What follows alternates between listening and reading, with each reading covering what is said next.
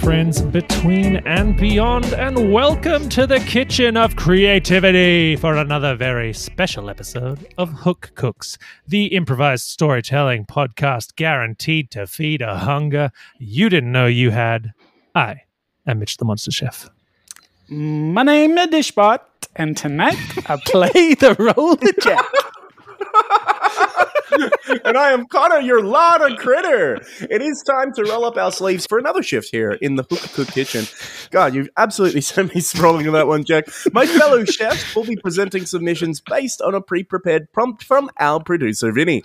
Together, we three will whip up a world, characters, and a story just for you, before serving up a radio play segment that we call The Plate Up. Got a prompt of your very own? Send it through to cooksofhooks@gmail.com or reach out to us on social media at hook_cooks-chefs. BFFs!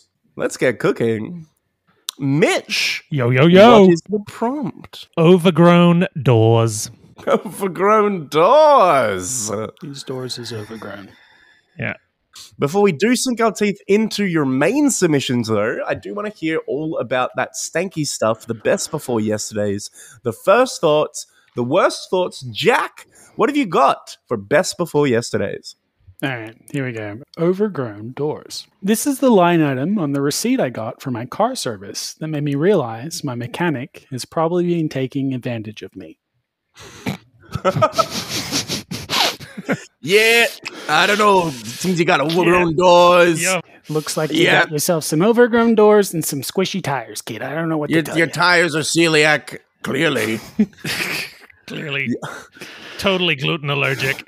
You got to take it for a ride when you purchase this one. I'll tell you this much. But, it'll be $12,000. You're lucky I'm here for you, kid. Kind of fix your overgrown doors like that. It's diabetes in the tailpipe, but I'll clear that right out. Okay. Okay. Yes.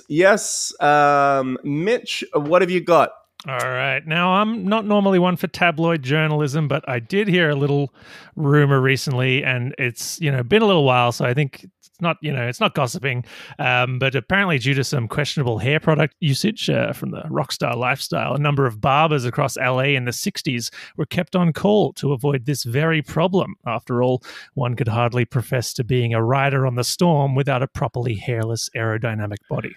I did think there'd be some kind of doors joke here. So for you, it's the doors, and they have too much hair. Too much hair on the doors, can't ride the storm. If you were a hairdresser in LA in the 60s, anywhere in LA, right? You're on outer call. Suburbs, inner suburbs. Exactly. Yeah, the van can go anywhere, so Yeah. you go anywhere. You've got to be on. It's like you know how there can be fire anywhere, but there's firefighters everywhere. We don't just have firefighters in one place. For exactly. Fire. Well, yeah, the doors could be anywhere. The doors can be anywhere and can grow hair anywhere. In fact, it grows everywhere. That's true. I'd like to think that if they necessitated this level of hair service, that they might be like werewolves or something. I couldn't tell you. This wasn't in the magazine I read. It's so old. This information. Dude. They could be werewolves, like whatever. Like old people could always have been werewolves.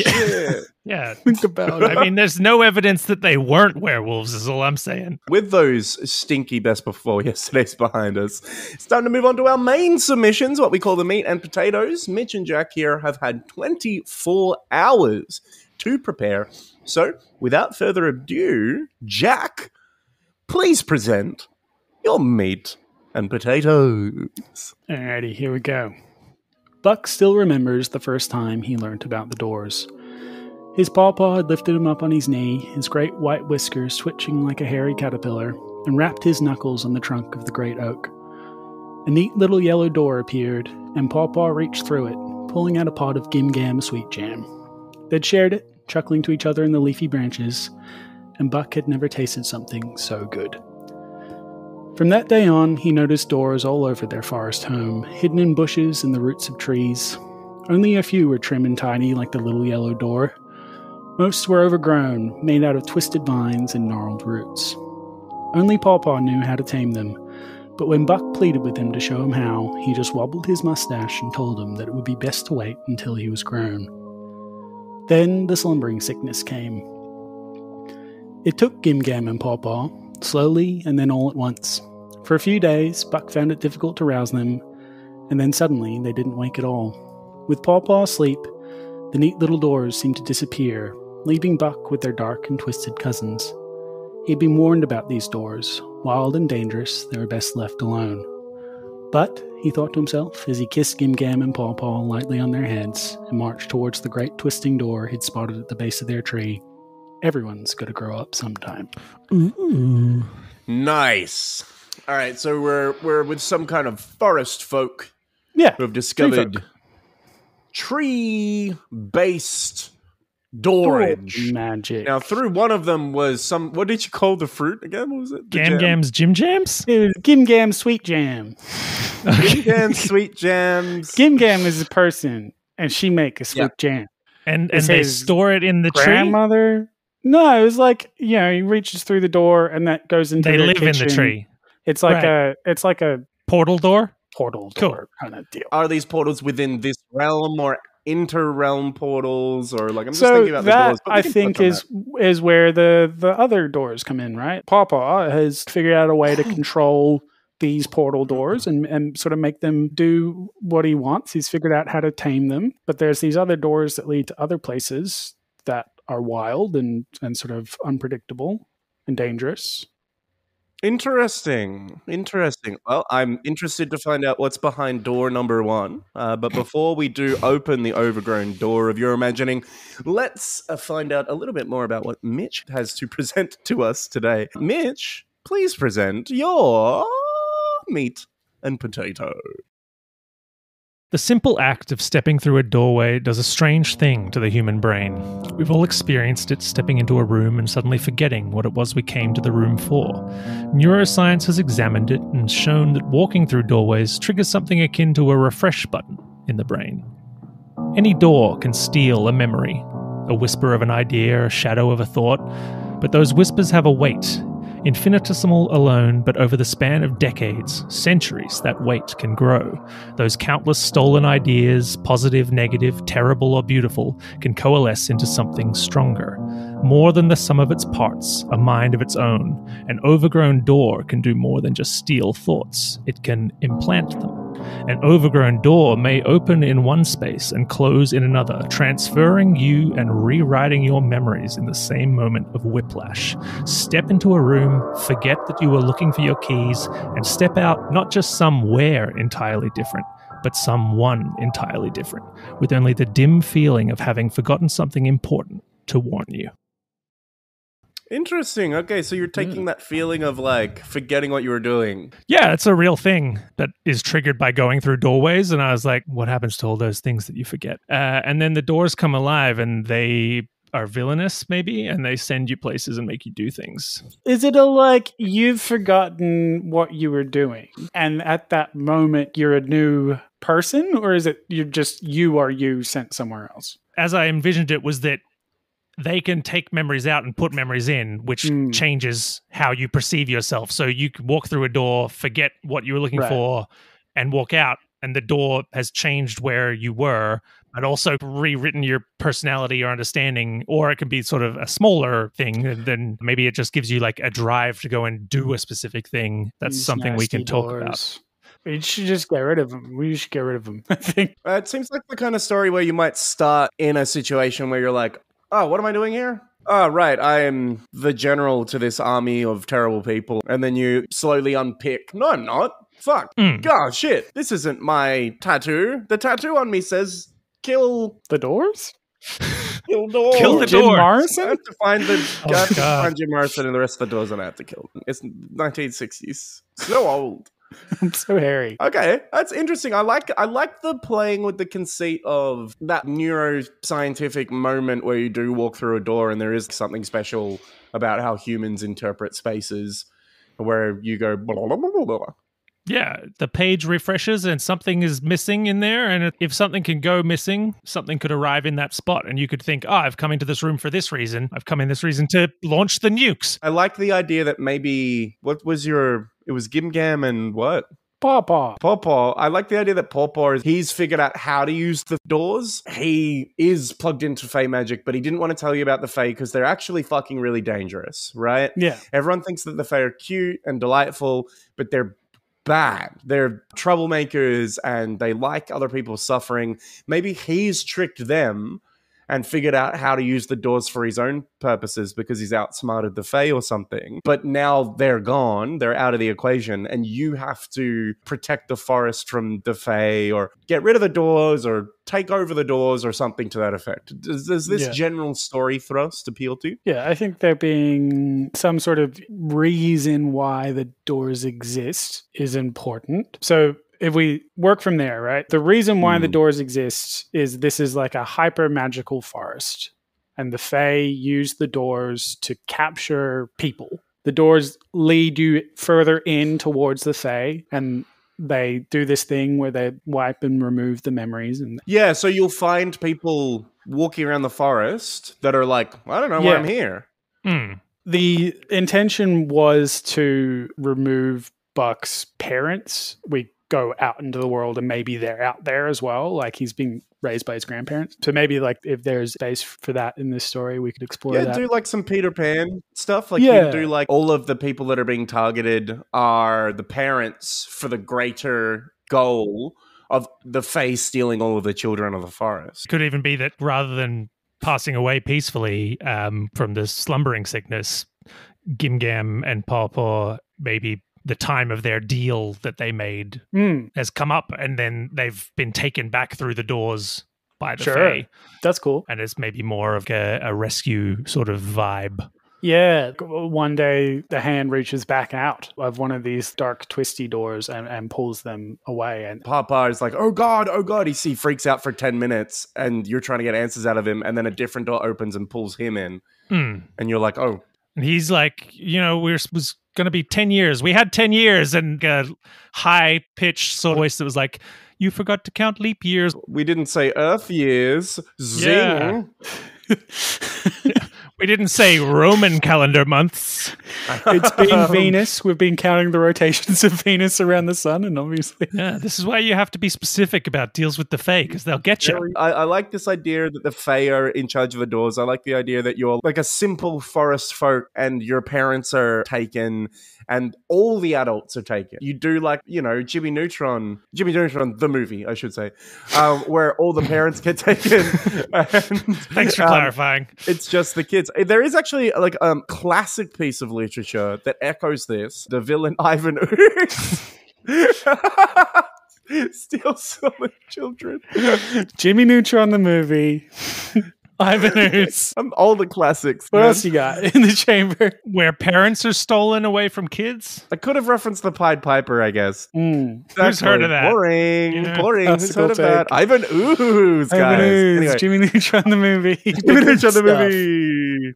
I like this parent stealing Fae Force. Let's get kind of a basic like story structure down. To help us with that, I think it might behoove us to head on over to the side salad station, Jack. Let's do it. Let's head on over to the side salad station, which my mom Claire has laden with a smorgasbord of garden fresh prompts that are now, finally, officially, GMO free. Let's pick one at random by spinning this big wheel, and whatever we get, we will add to our meal.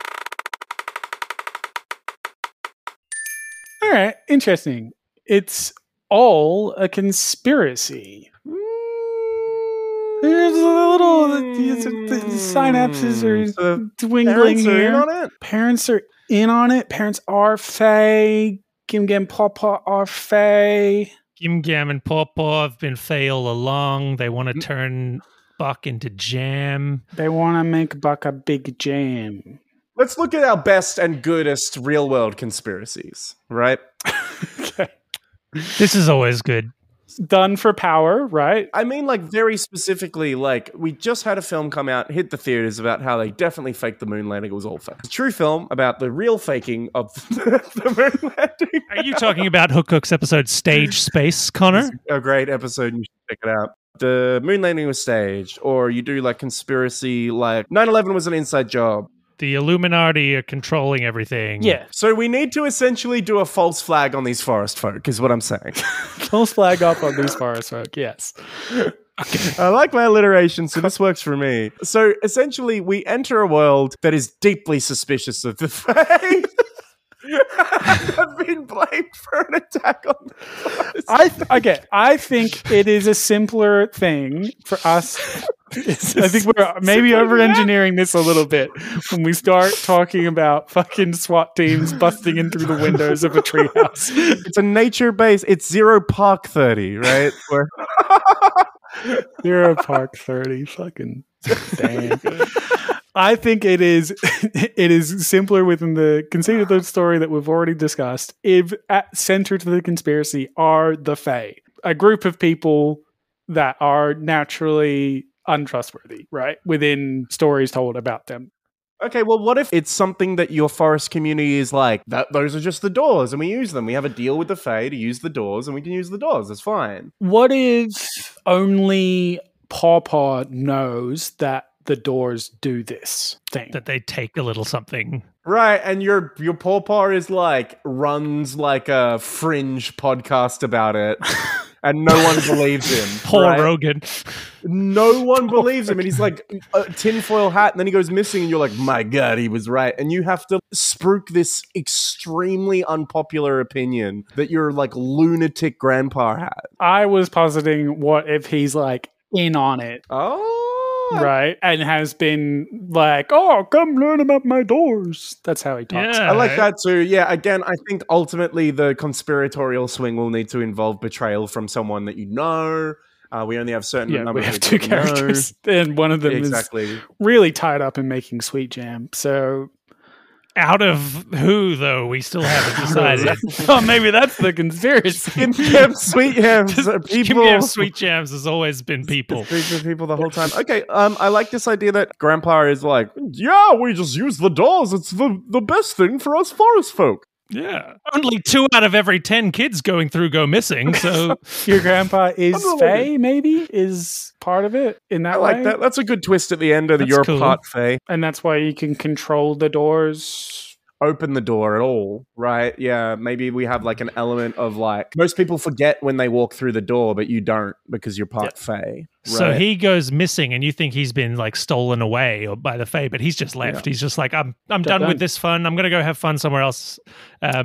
He's capricious, right? Like, I mean, he's capricious, but like he's stayed around long enough to have a grandkid. I don't think he's like, and now I'm done with this experiment that took me 45 years. I don't know. I mean, that feels very Fae to me. He's happy and he loves you and he loves his wife, but secretly he's been harvesting memories from everyone, right? For the Fae. And that everyone here doesn't remember the forest fire and doesn't remember the time they had to move and doesn't remember anything bad at all, in fact. And nothing bad seems to happen here because they take those memories and use them. And while that might be good on the surface, it does lead to an incomplete life. Maybe they're using those memories, causing something to grow more powerful with dark memories. There's like an evil creation there. Yeah. Possibly a door. Bottling the power or something. In terms of the inciting event, the way Pawpaw has been doing this is he's like putting the doors up around town and people just go through them and they lead to the places that Pawpaw wants them to lead. They're just portals. Like, isn't that useful? Portals. Yeah. Isn't that great? You are part Fae, and so you have the power to control one of these portals, and you realize that, and you step through it into the Fae realm, and that's where you learn about what's going on. What if when people walk through the portals, they think they're teleported? But what actually happens is they have to walk through the Fae world and they forget every time. Ooh. Right? So you walk in and you're like, what the fuck? This isn't teleportation. And then you see the door in the dark, the other door a while away. And you're like, oh, fuck, I've got to move now. I'm in the Fae world. And maybe terrible things happen. You see terrible things. But by the time you get to the end and step out and forget, you're like, I just teleported. And something works out to make the timing work for the people outside, right? That's magic, you know? Yeah, it's magic. Like, time works different in the Fae world. So even though it took you 2 hours of horrific running from Fae creatures to get to the other door, it is like 6 seconds. And you walk out and you're fine. And because all of the Fae threats are incorporeal and don't affect like your clothing or don't like attack your body, they attack your mind, your spirit, your magic, you'd never have any wounds, even though on the other end, maybe you were like face hugged by a horror creature for 6 hours and then finally escaped. Sort of like they're trying to maximize the amount of fear and negative energy that happens in that time that they're transported. They're like, we can't kill them. Battery or something. And we can't make them too scared or they break. It's Monsters Inc. If we make them rules. Scared enough and then make them Monsters forget. It's Monsters Inc. rules. We're doing Monsters Inc. rules. We're doing Monsters Inc. Literally the doors. How we got to Overgrown doors and didn't think about Monsters Inc. We're doing reverse Monsters Inc. You go into Monsters Inc. You go into the scary area and you then go come into out the scary and come out. All right. With this one, boys, Boo's all grown up. It's Buck. It's pronounced Buck. It's Buck now. Boo's had a change and is now Buck. I like the idea of Papa being in on it. I like the idea of it's like actually horror and you go through it's like Fae style horror, but they are doing the whole we can't scare them too much or it'll break them thing. Very Monsters Inc., of course. And they're, generating off the fear. I don't think our solution will be teach the Fae that laughter is more powerful. I'm not quite there with the walking element. That seems like a very inefficient way to capture the fear, right? Is like you walk through this space. Can it be more like contained? Like a juice bar? Like a juice bar? Well, no. I mean, like it would be that you're showing up in a place that the Fae control to create fear. That is more where I want it to be. Right? I'm just like, I'm imagining walking up a hill and that like feels unspecific. I'm imagining you're walking into like a pocket dimension or something that just is like bridging these two doors that you're traveling through. So it's like a rope bridge or something. Yeah, a rope bridge in like sheer darkness, or like a literal like a stone bridge in sheer darkness. And like as you walk forward and you turn around, the door's gone. Yeah, and something is chasing you. Right? Yeah, okay. And you have to like helps. start running. I think it is a somewhat of a flexible space because of Fae magic being so incorporeal and transient. But equally, I see what you mean. Like, you don't want them to just show up in the Fae world. It's a construct, right? Like, this is to draw power from it. So it should be like intentional, I suppose. And you're technically in the Fae world. That gives us the flexibility to allow a solution to be breaking out of this space and getting into the Fae world and interacting with the Fae. Yeah, you're in like a crystal. Right? Yeah, sure. Yeah. That is physical within the Fae realm. They're drawing power out of the crystal. You go into this crystal, it cracks because you are It's like a fairy hamster wheel generating power. Totally. Yeah, cool. And it's like your grandpa has been always like, listen, I know the doors are sick. You can't use them. Yeah. You're not allowed to use the doors.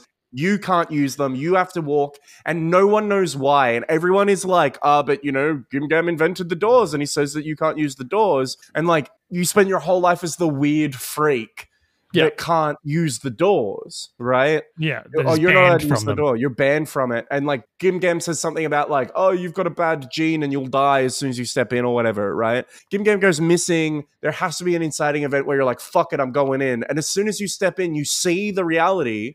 And it starts to happen, but then things shudder and shake and don't work, right? And like you see someone else is already in there like crying and terrified and they're like, I don't know what's going on. So that when you leave, you can remember and you can watch them forget. Yeah, right? That's cool. And be like, fuck, okay. Don't you remember we're in that fucking terrifying bridge? And they'll be like, no, I'm here at the milk store where we buy milk. It's the milk place. Where milk happens. We're here in the forest. We don't have ready milks. Of course that would be just buy it from the shop in the forest. We don't ask questions about where it's come from. Connor has to pull the name of a store from his mind and he just says milk store. He grew up in dairy country. He famously did grow up in dairy country. I love that. I think this is a good thrust for a story. I think generally speaking that like this is quite interesting. Our A through B, let's just quickly run through like our plot line. So we find out Gimgam is missing. Is that the inciting event? Yeah, I think that's good, right? Gimgam's missing. You follow someone through a door. Right, because you're like, maybe I can control it somehow. You follow someone through a door, it breaks, you get them out, you discover that you have some sort of latent ability to control and manipulate the doors, and you get them out. And they show that they've forgotten what's happened. And so you realize that the doors are malicious in some way. Gimgam's still missing, though. And so you go through another door. You go back to the same place, and you will, like, through the same mechanism that got you out before, you will an opening into where Paw Paw is. You discover the conspiracy, and then I don't think we have an ending. Yeah, so in this circumstance, we need to figure out, is Gimgam bad? Is this... like, we catch up with her and she's like, I've been stealing the memories the whole time. And yes, why do you think my jam tastes so sweet? My jam, it's the best. Or is Gimgam like, this is a necessary sacrifice? To protect the town from... by everyone else not remembering and me being the only one who remembers. Interesting. I'm the only person who is suffering. Like, no one is suffering. And, like, maybe we need to try to present to Gimgam that there is a cost for stealing these memories, right? Yeah, you don't learn anything. That makes Gimgam a more well-rounded character. I will give you that. But we are maybe playing within the conceit of like fairy tale and that sort of thing. I think Grey is good still for fairy tales. I mean, this is something that Gimgam could tell you and believe, but not necessarily be true, right? Yeah, there's a justification, and rather than the resolution of that just being maintaining the status quo, it is your own informed decision about why that's wrong. Yeah, it's how you deal with that and also present it to Gimgam. Yeah, yes. I think it is like, essentially the story is an ethical unpacking of, one, the teleportation problem. Is it fine for things to happen in between the two ports if you don't remember them? Yeah, but it's also like it draws on like wanting to forget bad things, you know, like drinking to repress bad memories and stuff like that, and how that can mess people up in the long term. Yeah, the idea that like the understanding of these people would be much more mystical and magical, and they'd be plugged into a great force if they understood what was happening. Right? Because Gimgam does know and isn't shattered by the knowledge of it. And, you know, like, it is an extremely powerful thing. And if people were able to provide informed consent, or essentially all the stuff that would come out of if someone told me I was secretly doing this. What is Gimgam getting out of this? Is Gimgam getting power from this? You can just say Gimgam thinks that the portals are worth it. Gimgam's just like, look, everybody... teleports all over the place. It's made our village very prosperous. So it's not that they've been made scary to purpose to try and eke out as much negative energy. That's just the nature of the teleportation. Gimgam's like, it's a fair deal. Yes, it's terrifying, but we don't remember it, so who gives a shit, right? Yeah. Can we do happiness is the best power, right? Rather than it necessarily being a super fae thing. This is Gimgam's thing. Like, Gimgam has constructed this, right? Right, so Gimgam is like, what is the most powerful emotion? And Fear. then you can touch on the fact that Gimgam is a fearful person and believes that fear is the most powerful emotion. But through the story, you teach Gimgam that joy is a more powerful emotion. Yeah. And then you have to like train the fae to be delightful. Yeah, maybe there isn't a broader fae. Like maybe the only fae within this conceit is Gimgam. So you still have the inherent ability to manipulate the power. Maybe part of Gimgam's concern is if it was joyful, people would become addicted to it, right? People would want to be here and not home, right? Like psychologically, this is the only solution I can think of. If I make this a wonderland that anyone can come into at any time to feel unbridled joy, they're not going to raise their kids. They're not going to do anything within the real world. What do you think happened to your parents? Boom! I tried to make it. I tried That's to make a it happy. conspiracy. Right? That's interesting. I almost don't want there to be like a neat bow on this. Like, I think it's an interesting ethical dilemma. I like that it's something that you have to take that decision on yourself. Fear is perfect because if you show up and you're terrified, the first thing you try to do is leave. Every other model that's been attempted, depression, joy, it all slows people down and traps them in this world. Fear is a great motivator. Is the end of this that it like cuts to black and then there's a spotlight on Buck and he turns to the audience and says, well, what would you do? I don't know. In terms about like what decision to make. I don't think there's a right answer. It's about asking the question. Yeah, in the end, it's about knowing the truth and making an informed decision. That's a fucking hard question. It's like your whole civilization runs on this. People get terrified, but then they don't remember it. Are you cool with this? Or are you going to tell everyone and then ruin the portal system and then they're never going to use the portals, and you're going to like backslide technologically. It's genuinely fascinating. I'm into it. I find it a lot more interesting than the whole, like, we just got to teach Gim Gam that it's better to be happy than afraid. I do agree. It's more like, I think it's more to think on. I think I would rather be put into this situation as a thinker, right? Yeah. Do we want to make a narrative choice for the character in terms of what they do at the end? I think we probably should. Oh, do you know what I'd like as the end of the story? You become the new Gim Gam. You learn and you make the hard and necessary decision to not use the portals yourself and to keep it secret. You send Gim Gam through a portal and she forgets? Oh, that's cool. That's interesting. You're like, okay, the only problem with this system is that you know. Yeah.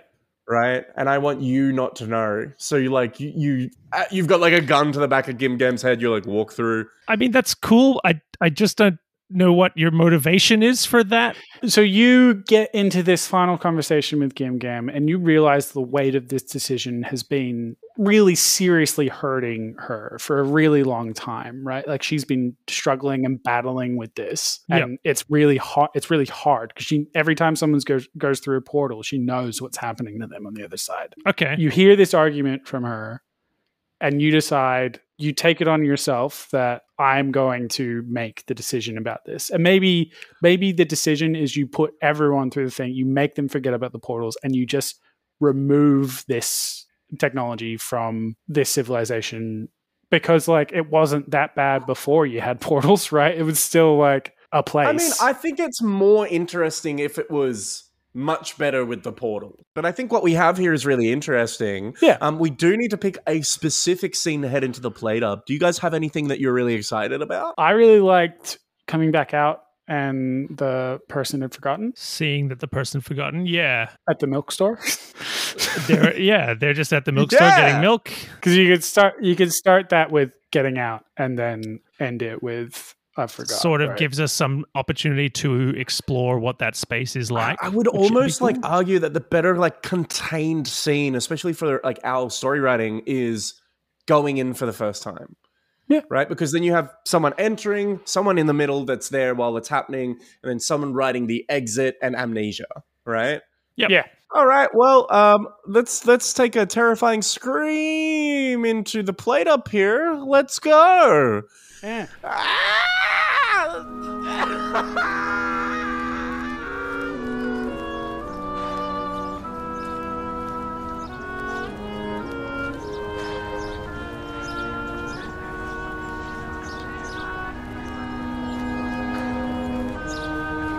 You skulk your way through the undergrowth, tracking Mrs. Toadston on her morning commute to the door that leads to one of the town's many, many milk stores. You take a deep breath, preparing yourself, casting aside Gim Gam's many warnings about the doors, how you should not, could not, go through them. They're dangerous for you, she would say, and for you alone. Those warnings had seemed to manifest into a kind of spell. In the past, whenever you'd attempted to make your way through, the door would spit you out again before you could even cross the threshold, and Gim Gam would always know. She'd scold you, dust you off, and send you on your way. But then Gim Gam had disappeared. She'd been gone for days now, and no one else in the town seemed to care. Worse yet, it felt like the doors were starting to pull at you, like an itch in your mind, impossible to scratch. You know, intuitively, that if you go through one, something will happen. It's your last, best, and only hope. So you hatched this somewhat harebrained scheme. You'll just follow someone through. Time it just right, between the pull on the handle and the flash of light that magically transports them away, and surely you'll make it. What could go wrong, you think to yourself, as you leap from the brush, flying towards Mrs. Toadston, and the answer to a question you've been asking yourself your whole life.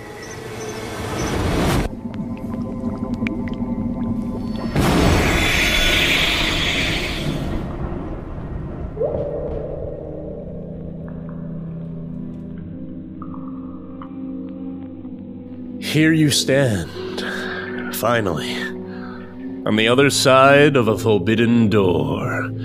You'd expected instantaneous travel, but instead, You stand on a cold stone bridge of ancient design. Beyond the bridge, downwards and outwards in all directions, is a vast and inky nothingness. In the dim, foggy atmosphere of this strange place, you can make out very little, but you see, in the distance, a glowing door-shaped portal. It hums a low, undulating song. You turn to view the door you just entered through. However, that door is gone. Just ahead, obscured partially by the fog, you can also make out Mrs. Toadston, who's shifting her weight from foot to foot, wringing her hands in panic. What's going on? What is this place? She seems worried, confused. You decide to reveal yourself to her. Your secret entry into this world now complete, you see no reason not to offer aid. You clear your throat, and Mrs. Toadston wheels around, momentarily startled but softening at the sight of you. Bark! What's going on? Where are we? I've never had a portal bring me here before. You're about to try and explain your own confusion. You're about to point out the glowing door in the distance, about to calmly comfort and counsel her. However, as you make to help, her eyeline drifts up from your smiling face towards something behind you. Her face whitens and twists. Her eyes grow big, her pupils shrink small. Petrified with fear, unable to move or think or speak, she slowly raises her hand and, shaking, points a finger and screams.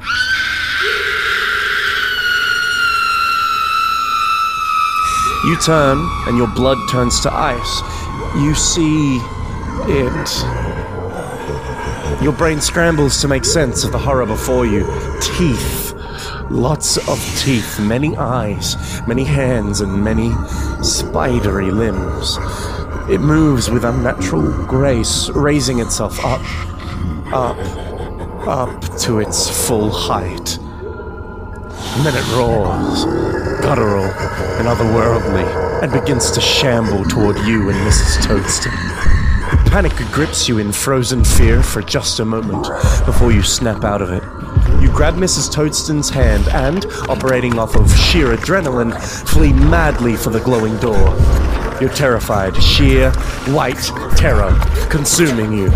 But you're able to move with enough speed to make it to the door, pushing Mrs. Toadston through before leaping in yourself.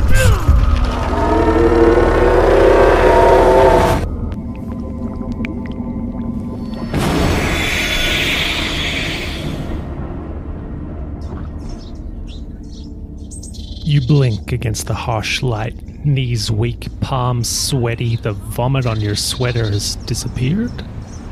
Wind whispers through the canopy, cut through with the cries of the many, many milk sellers hawking their wares. You drop to your knees, shuddering, bone-deep horror still sparking through you. Memories of gnashing teeth, of blood and viscera, of eyes like knives on a cold, moonless night. You gather yourself as best you can, turning to check on Mrs. Toadston, hoping against hope that your efforts to save her were not in vain. "Oh, golly, I'd better hurry. He's almost out of the full fat badger." Mrs. Toadston looks down at you, surprise grazing her face. The last time you'd seen her, she'd been frozen in dread. "Buck, what are you... You all right, love? You look like you've seen a ghost." She offers you a hand up. Your mind snags on the fact that neither of your palms are clammy with the fear you remember. You open your mouth and close it again, staring up into her kindly, confused face. You want to say something, to reassure yourself that this world around you is real, that you are real, but as realization hits you, a new, deeper hum of terror joins the symphony of fear in your mind. She doesn't remember. You look out at the world you know, a world flourishing on the back of your Gimgam's overgrown doors, a world of milk stores and magic and happy memories. Only ever happy memories. "You'll be right, won't you, dear?" Mrs. Toadston says, concerned, but her eyes are darting away. "Only, if I'm not quick, it'll be just 2% left, and the taste is okay, but the texture's all wrong." She squeezes your shoulder and rushes to join the throng. She doesn't remember. Nobody remembers.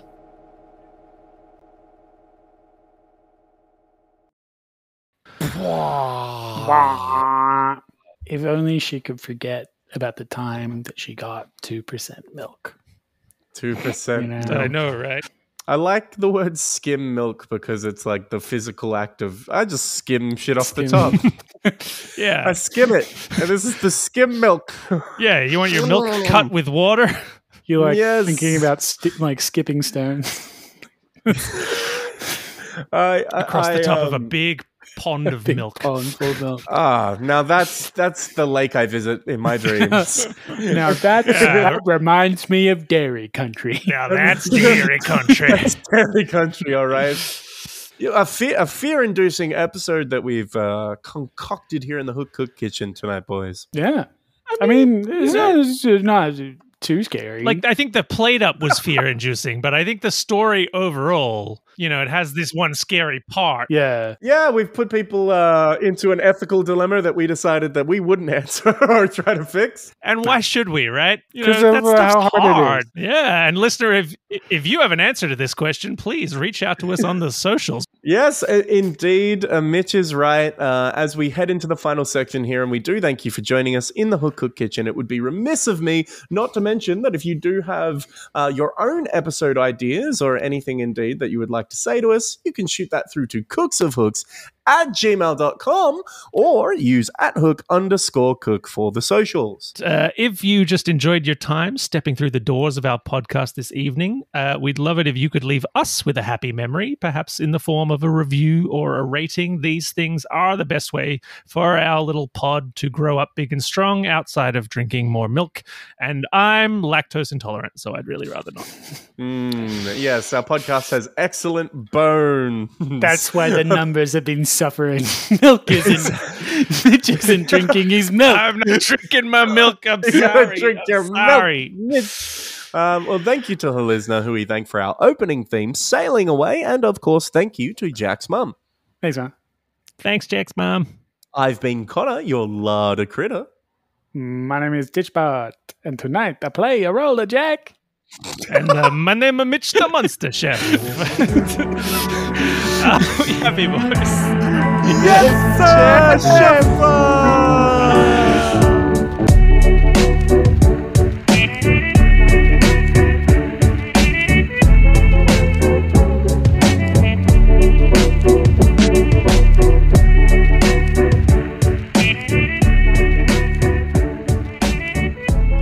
You can milk a squirrel.